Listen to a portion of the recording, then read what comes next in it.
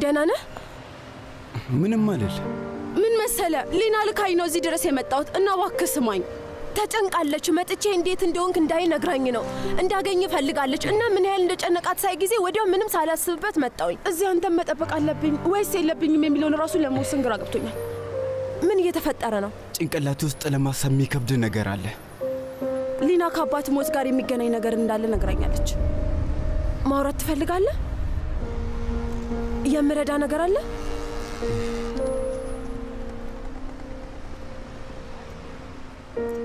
በቃ የሆነው ታሪኩ እና እኔ ሁሌም ቢሆን ጋሻ አኒባልን እንደ ሁለተኛ አባቴ ነው የማየው እና ክርስቲያንን ደግሞ ልክ እንደ ወንድም። እና ምን አሁን ጠላሃቸው?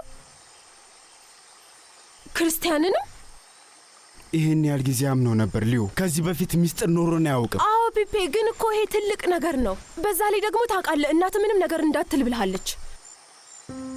አይ ፒፔ፣ ነገሮች እንዳሉ ይመስለኛል። ጓደኞቻችን ምንም አይነት ነገር ቢያደርጉ ይቅር ማለት አለብን። ምንም ቢያደርጉ? አዎ ምንም ቢሆን።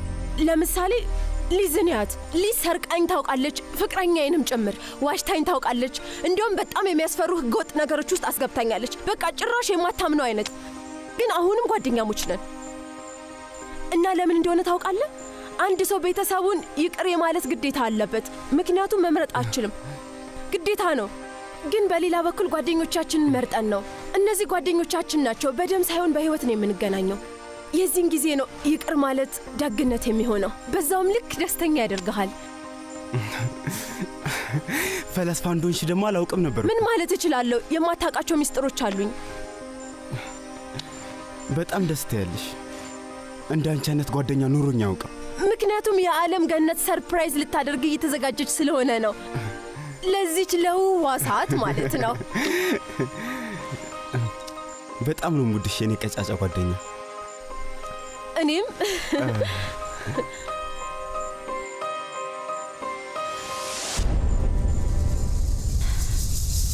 ስለዚህ አሁን ማድረግ ያለብህ ከክርስቲያን ጋር ማውራትና ነገሮችን ማስተካከል ነው። ሁለታችሁ መጣላት የለባችሁም። ፒፔ ክርስቲያን ወንድም ነው። በጣም ይወድሃል አውቃለሁ።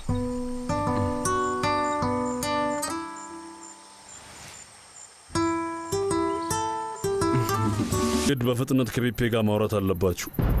ስለምንድን ነው የምናወራው? እየተፈጠረ ስላለው ነገር ማውራት አለብን። ፒፔ አባቴ ሁሉንም ነገር ማስተካከል ይፈልጋል። ያለፈው ታሪክ ግንኙነታችሁን ማበላሸቱ ደስ አይልም። ልክ አይደለም ትላለህ? አባቴ አልተሳሳተም።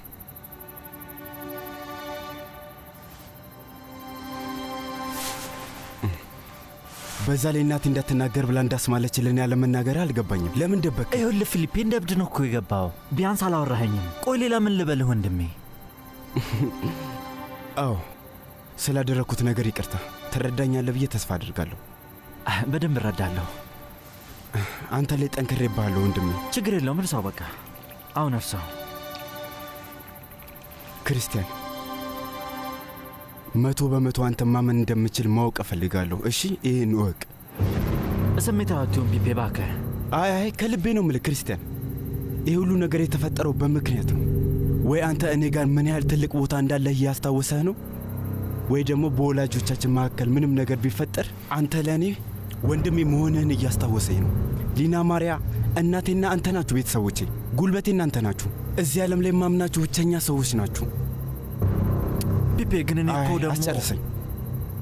ይህን ስናገር የመጀመሪያ ነው፣ ምናልባትም የመጨረሻም ይሆናል። እወድሃለሁ ክርስቲያን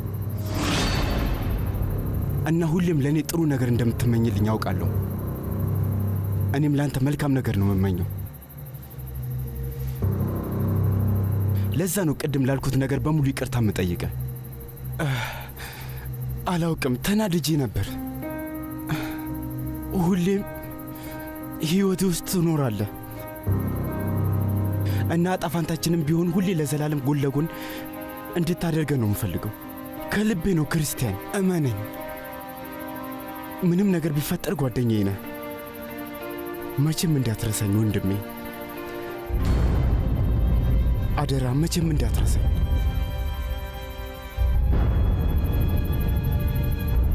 ስማ ስማ ፒፔ፣ ቁጭ በል ንገረኝ እስኪ እንዴት ነህ? በጣም ደህና ነኝ። ትናንት እኮ ክርስቲያንን አናገርኩት። ነገሮችን አስተካከላችሁ? አዎ፣ ለዚህም አንቺን ማመስገን እፈልጋለሁ ሊዮ። ያልሺ ነገር ነገሮችን በሌላ አማራጭ እንዳይረድቶኛል። ጥሩ ነው፣ ደግሞ በነፃ ነበር። እሺ ዶክተር፣ አሁን ማርከስን አዋሪው እስኪ። ትናንትና ማታ ቤት አልመጣም። እኔ ጋር ነው ያደረው። ትናንት ማታ የሆነ ሰው ደውሎ ወጥቼ ስፈልገው ማርከስ ወንዝ ዳር ሰክሮ ወድቆ ነበር ያገኘሁት። አስቢው እስኪ። በኤልዛቤት ምክንያት ነው። አዎ፣ እዚህ ከተማ ሁሉም ሰው በፍቅር ይሰቃያል መሰለኝ። እንደዚህ ይመስልሻል? ስማ ቢፔ፣ ሳስብ ነበር እና መናገር ይኑርብኝ አይኑርብኝ አላውቅም። ምክንያቱም ልክ ይሁን አይሁን አላውቅም። ግን እሺ እነግርሃለሁ። ትላንትና ማታ ቤታችሁ ውስጥ ትልቅ ነገር ተፈጥሯል። ምን ማለት ነው?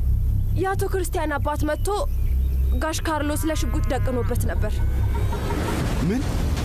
አዎ፣ ግን አትደንግጥ፣ ምንም አልተፈጠረም። ክርስቲያን መጥቶ አባቱን ይዞት ሄደ። አትቀልጅ ሊዮ። ሄጄ እናቴ ማናገር አለብን። አይ እናት እዛ የለችም፣ ሽርሽር ሄዳለች። የት ሄደች? ሎሪካ ከጋሽ ካርሎስ ጋር። ግን ሌላ ምንም አልተፈጠረም። ተረጋጋ፣ ከባድ ነገር አልነበረም። እንደሱ አትበይ ሊዮ፣ እንደሱ አትበይ። ሲጀመር ጋሽ ሃኒባል እስር ቤት ነው ያለው እና በጭራሽ ቤቴ የመሄድ ምንም መብት የለውም። እሺ በቃ ተረጋጋ ፒፔ። ይህንን የነገርኩህ ጓደኛዬ ስለሆንክ ነው። ግን ክርስቲያን ወይም ደግሞ እናትህ በደንብ እስኪነግሩህ ጠብቅ። የሙንትሪያ ወሬ አዟሪ መሆን አልፈልግም። እሺ? ደህና አደራችሁ። ደህና አደርክ? እንዴት እየሆነላችሁ ነው? ምንም እየሰራን ነው። እንደሱ አይነት ፊት አታሳይኝ። ፒፔ ጠርቶኝ ነው የመጣሁት። እንዲያውም አስገድዶኝ ማለት ይቻላል። ምን ልርዳ?